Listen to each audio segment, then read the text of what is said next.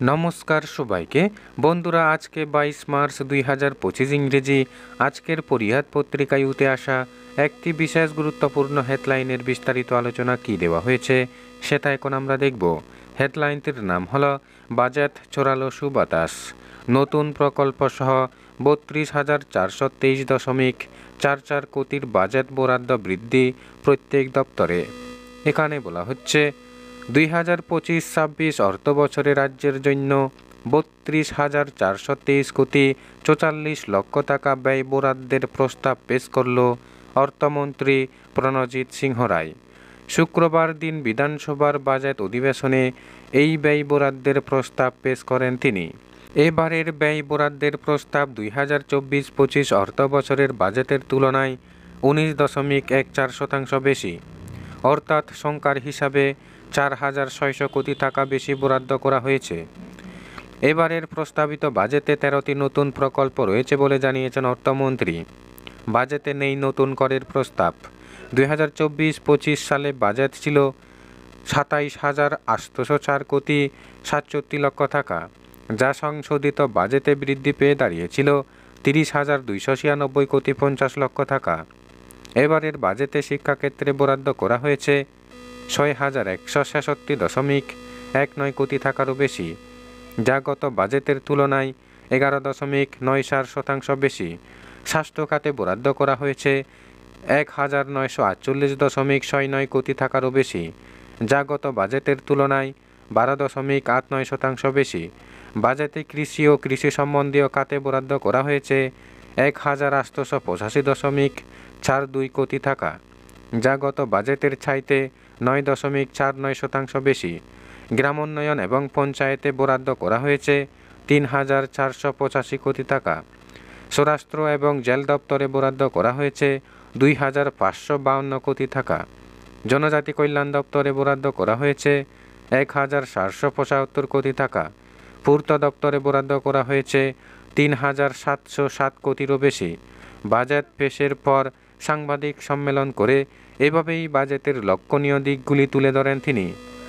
এদিকে বাজেট ভাষণে অর্থমন্ত্রী প্রণজিৎ সিংহ রায় শিক্ষা থেকে শুরু করে কৃষি, প্রাণী সম্পদ, যুব বিষয়ক, ক্রীড়া, খাদ্য ও জনসংবরণ দপ্তর, ওবিসি ওয়েলফেয়ার, তফসিলি জাতি কল্যাণ, সমাজ কল্যাণ ও সমাজ শিক্ষা, পূর্ত, বিদ্যুৎ, পানীয় জল, তথ্য প্রযুক্তি, রাজস্ব সহ রাজ্য সরকারের তথ্য ও সংস্কৃতি দপ্তর, পরিবহন দপ্তর সহ অন্যান্য দপ্তরের বিস্তারিত তুলে ধরেন।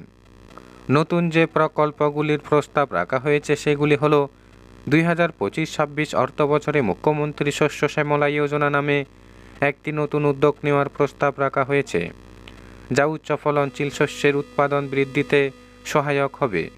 এর জন্য প্রাথমিকভাবে 5 কোটি টাকার বরাদ্দ রাখা হয়েছে। 2025-26 অর্থবছরে 55টি নতুন মিনি মোবাইল ভেটেরিনারি ইউনিট চালুর প্রস্তাব করা হয়েছে। বরাদ্দ করা হয়েছে 4 কোটি 50 লক্ষ টাকা। এছাড়া এই অর্থবর্ষে Gomati cooperative milk producers union লিমিটেডকে বামুতিয়ায় একটি নতুন দুগ্ধ উৎপাদন প্রকল্প তৈরির জন্য 2 কোটি টাকার বরাদ্দ রাখা হয়েছে। 2025-26 অর্থবছরে 29 জেলায় মৎস্য চাষ সচেতনতা ও প্রশিক্ষণ কেন্দ্র নির্মাণের জন্য 8 কোটি 82 লক্ষ টাকা বরাদ্দ করা হয়েছে।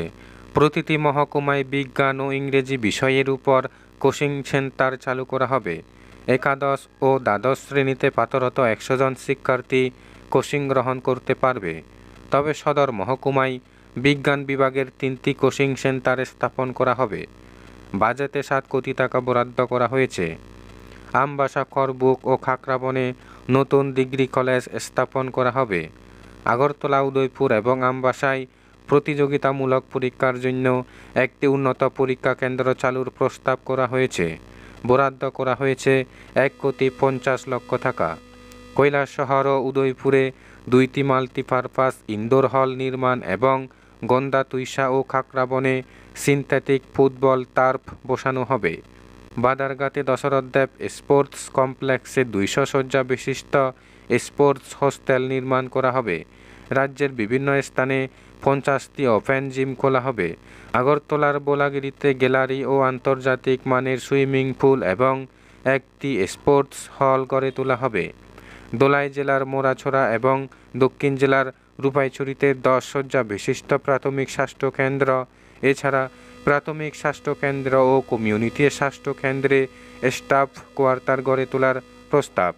2025-26 অর্থবছরে আরও 40,000 মেট্রিক টন ধান ক্রয়ের লক্ষ্যমাত্রা। চিফ মিনিস্টার রাবার মিশনের আওতায় 20,745 হেক্টর জমিতে রাবার চাষ করা হবে। 10টি রাবার প্রক্রিয়াকরণ কেন্দ্র, 3টি 100 শয্যা বিশিষ্ট এসটি হোস্টেল, 37টি এসটি হোস্টেলে ওয়াটার ট্রিটমেন্ট ফেসিলিটি, তপশিলি জাতিভুক্ত ছাত্রদের ছাত্রাবাসে আইটি পরিকাঠামো গড়ে তোলা, এছাড়া তপশিলি জাতিভুক্তদের আয় বৃদ্ধির জন্য মুরগি ও হাঁস পালন সংক্রান্ত প্রকল্প চালু করার প্রস্তাব। ওয়াকফ সম্পত্তি উন্নয়ন ও সুরক্ষার জন্য 1,20 লক্ষ টাকা ব্যয় করার পরিকল্পনা। মুখ্যমন্ত্রী কন্যা বিবাহ যোজনা চালু করার প্রস্তাব। অন্তোদয় পরিবারভুক্ত প্রতি কন্যা সন্তান পিছু 50,000 টাকা ব্যয় করবে রাজ্য সরকার। মহকুমা স্তরে গণবিবাহের আয়োজন করা হবে। বরাদ্দ রাখা হয়েছে 10 কোটি টাকা। আগরতলায় আরও একটি উড়ালপুল ও উদয়পুরে একটি উড়ালপুল নির্মাণ করা হবে। সমস্ত সভাধিপতিদের কার্যালয়ের জন্য নতুন গাড়ি প্রদানের প্রস্তাব।